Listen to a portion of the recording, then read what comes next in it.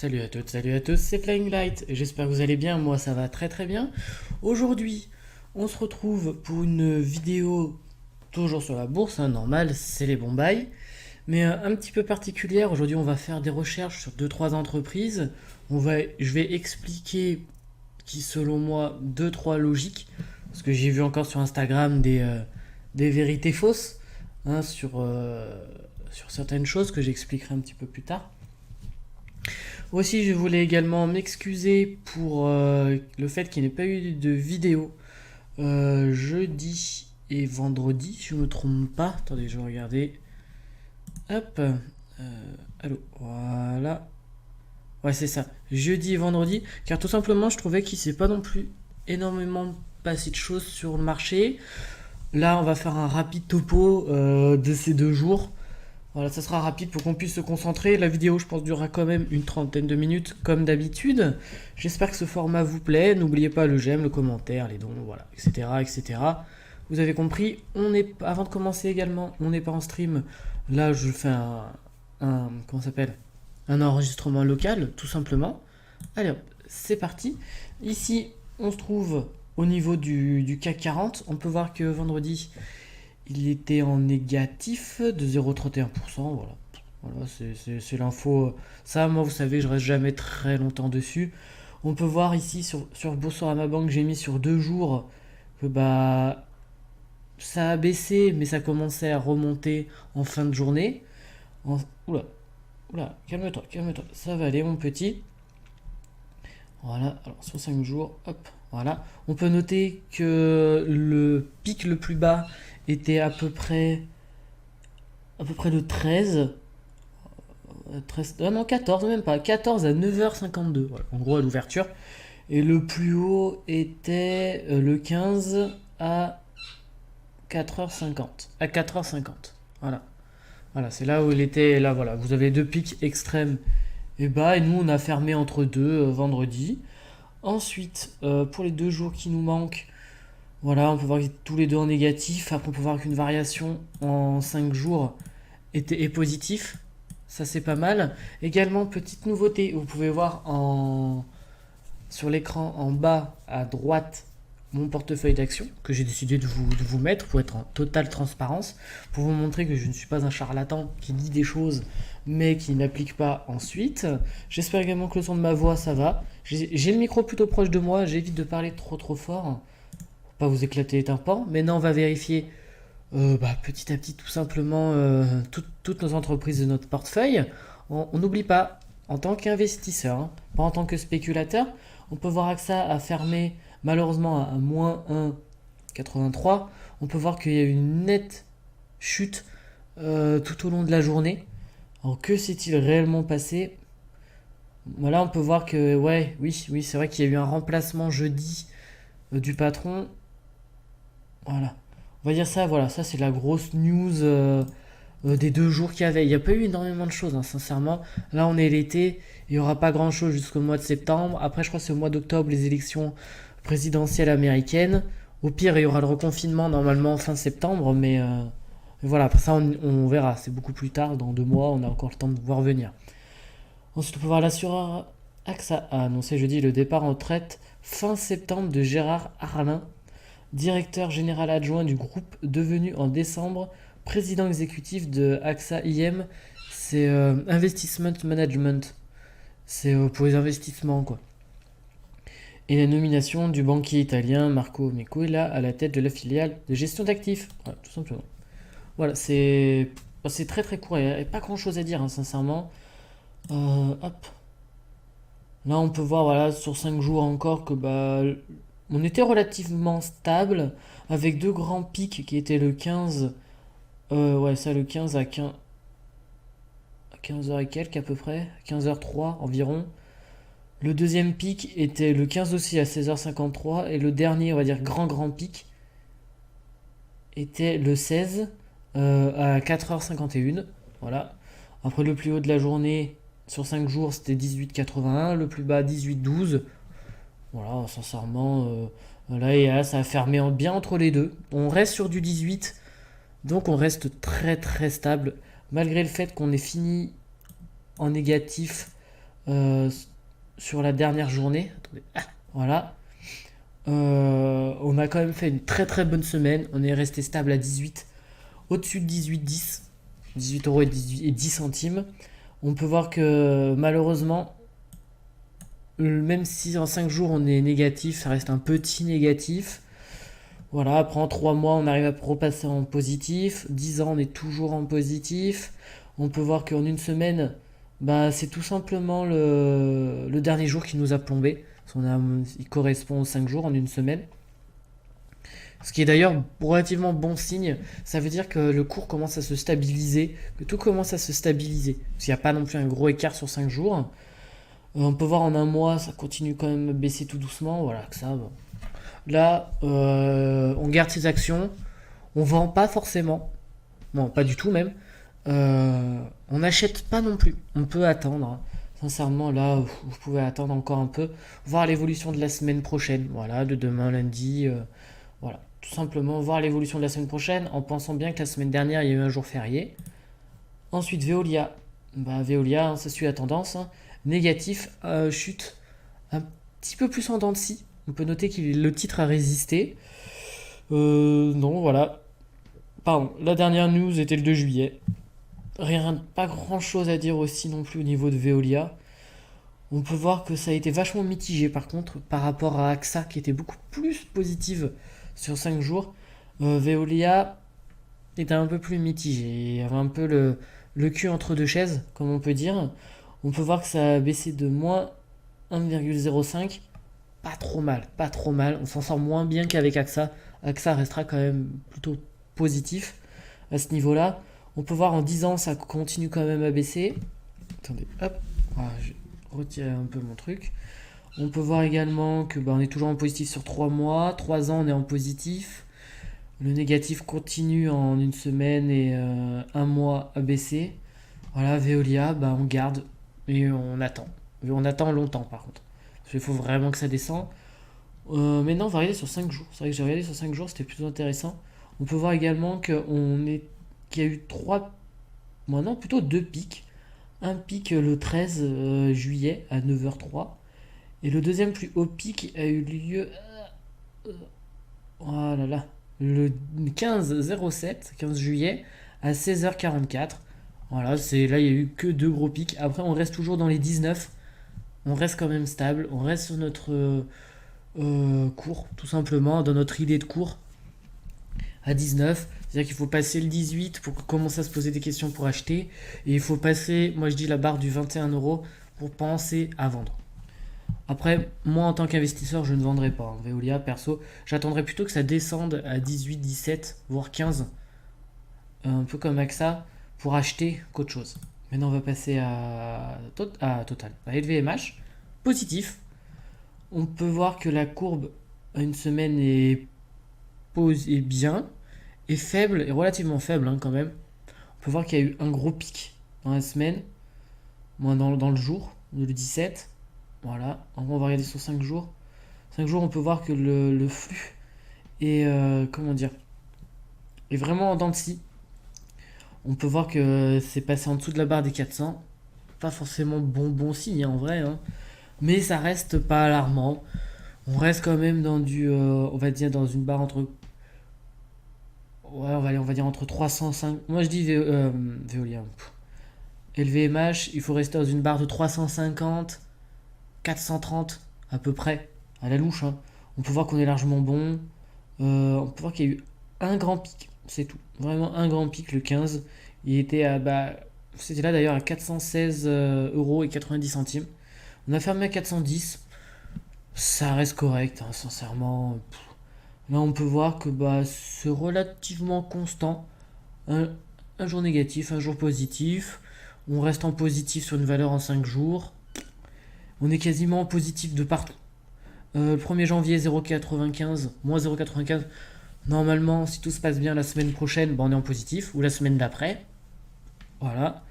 Par contre, pour le 6 mois, ça va prendre plus de temps. Là, on va plutôt partir sur une fin d'année pour retourner en positif. Et voilà, ça reste en positif, on est bon. Là, les dernières actualités, ça date toujours de mercredi, c'est pas très intéressant. Voilà. Comme je vous disais, il n'y a pas énormément de choses Maintenant, on va passer à Danone. Alors, Danone. Là, par contre, ça date de jeudi, l'actualité, on ira voir après.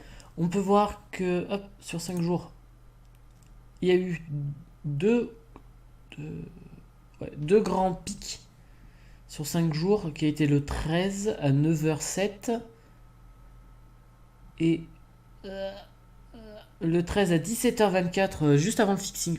Voilà, juste avant la clôture. Et le fixing, pardon. On peut voir le plus haut en 5 jours, ça a été de 61,60.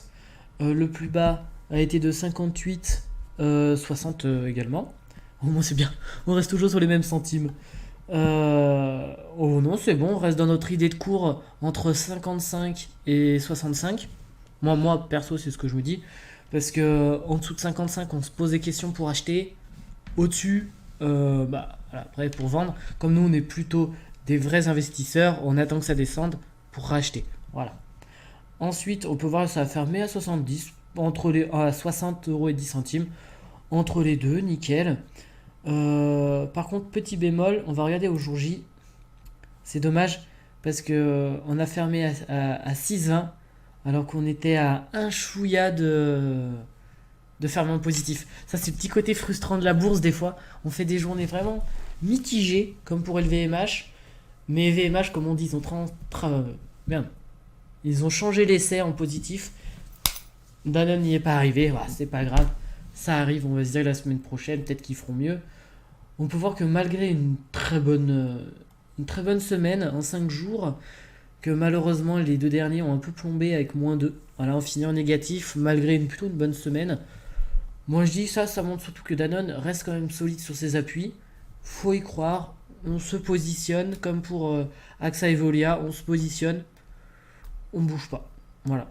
Danone, on bouge pas, on regarde, on pense peut-être même à acheter un petit peu quand même. Même si c'est pas dans notre ordre d'idée, on peut regarder et si on a les liquidités, se dire tiens peut-être en acheter une ou deux. Voilà, par-ci par-là. Ensuite, on peut voir non, toujours des gros négatifs, hein. Là, le Covid, le coronavirus, on le sent bien ici malheureusement. Par contre, très peu impacté sur les 10 ans. Ça laisse du potentiel, une marge de potentiel.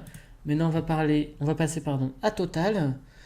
Total, par contre, on ira voir parce qu'il y a plusieurs trucs, ça a l'air intéressant.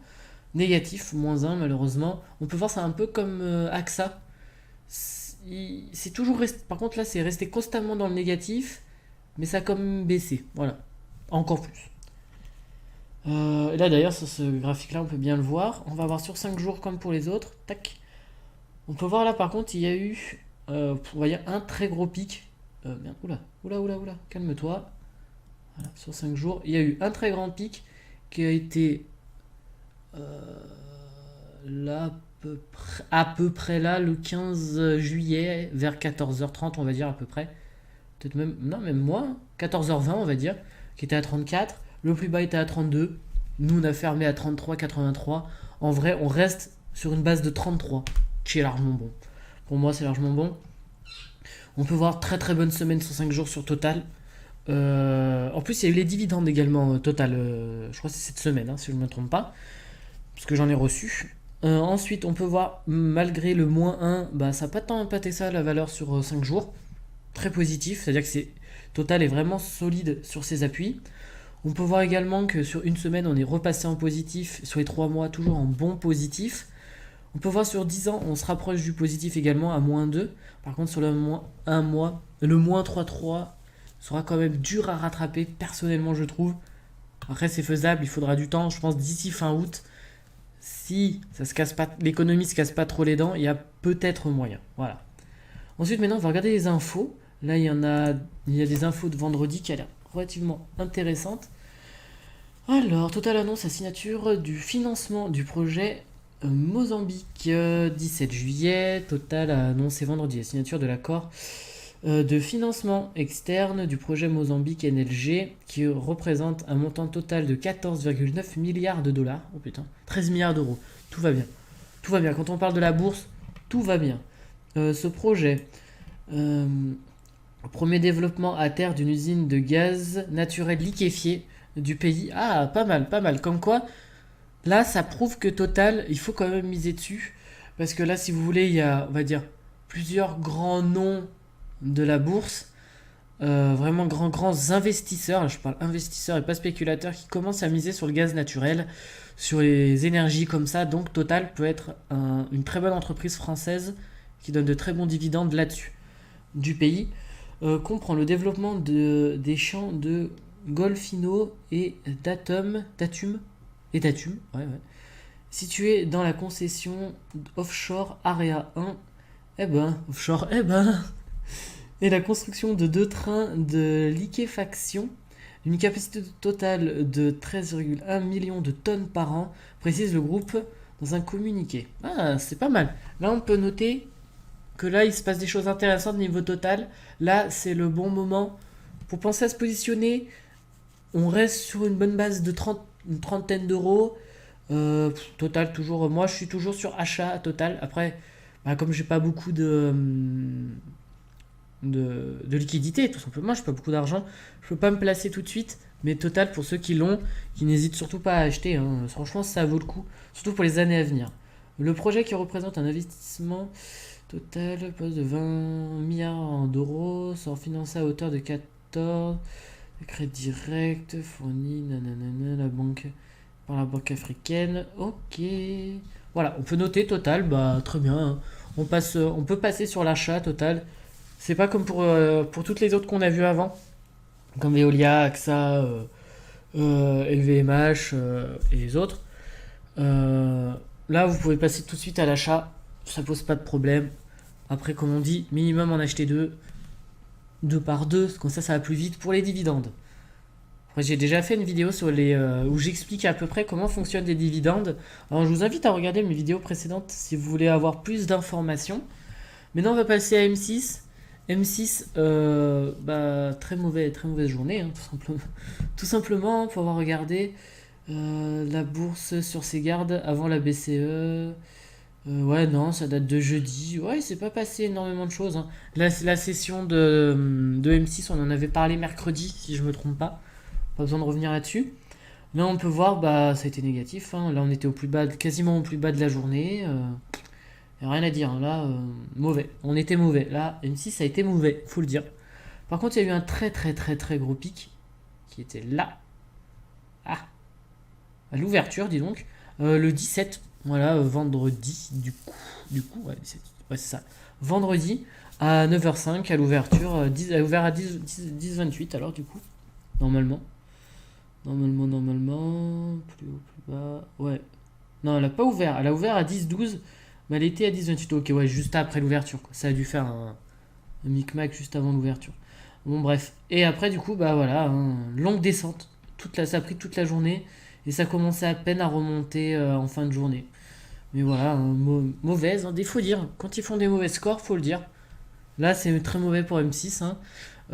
Voilà, là, et au moins on a du positif. Faut voir le côté positif. C'est un mauvais jeu de mots.